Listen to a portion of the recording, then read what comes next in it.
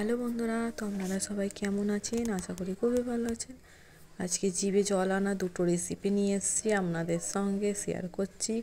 আপনারা দেখুন।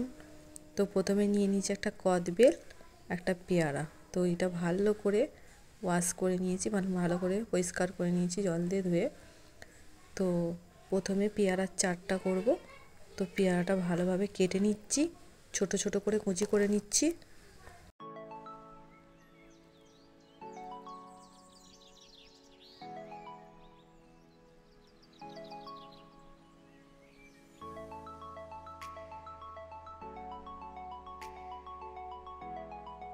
তো দেখুন, ছোট ছোট করে পিস করে কেটে নিয়েছি।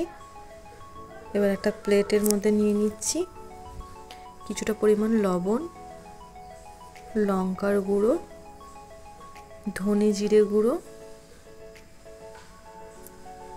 কিছুটা পরিমাণ কাসুন্দি দিচ্ছি,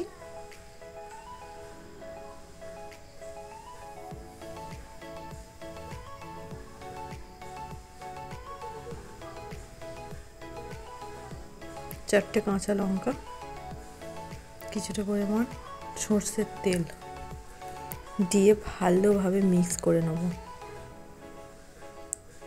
এভাবে বন্ধুরা বানাবেন, খুব সুন্দর লাগবে।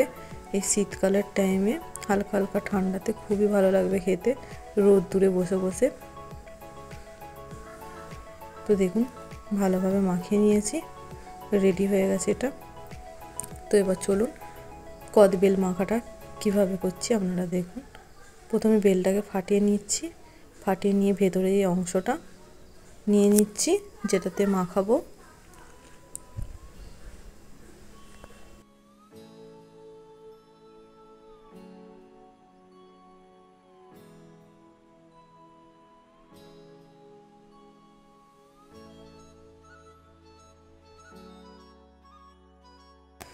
তো একটা কাঁচা লঙ্কা দিয়ে দিচ্ছি বড় সাইজের, কিছুটা পরিমাণ কাঁচা ধনে পাতা দিয়ে দিচ্ছি, ফের চারটে কাঁচা লঙ্কা দিয়ে দিচ্ছি, এটা আমাদের গাছের লঙ্কা।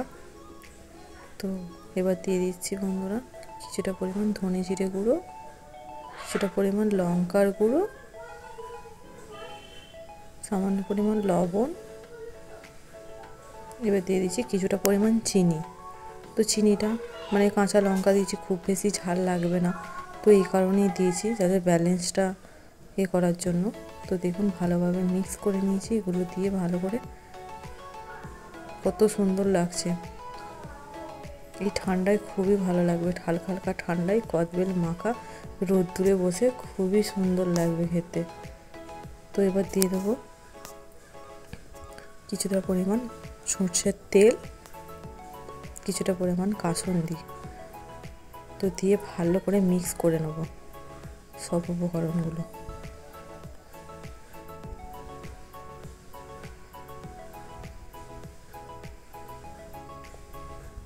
দেখুন ভালোভাবে মিক্স করে নিচ্ছি। তো বেলের যে খোসাটা ছিল তো ওর ভেতরেই দিয়ে আপনাদের সাথে শেয়ার করছি। দেখুন খুব সুন্দর দেখতে, সুন্দর লাগবে। তো বন্ধুরা দেখুন কত সুন্দর লাগছে। এখানে দিয়ে দিচ্ছি ওপর দিয়ে কিছুটা পরিমাণ চিনি। তো এখানে পেয়ারা মাখাটাও দিয়ে দিচ্ছি। তো এই দুটো মাখা আপনারা বাড়িতে একবার ট্রাই করে দেখতে পারেন শীতকালের টাইমে, মানে খুব সুন্দর লাগবে খেতে। তো চ্যানেলটা ভালো লেগে থাকে সাবস্ক্রাইব, লাইক করে পাশে থাকবেন নতুন নতুন ভিডিও দেখার জন্য।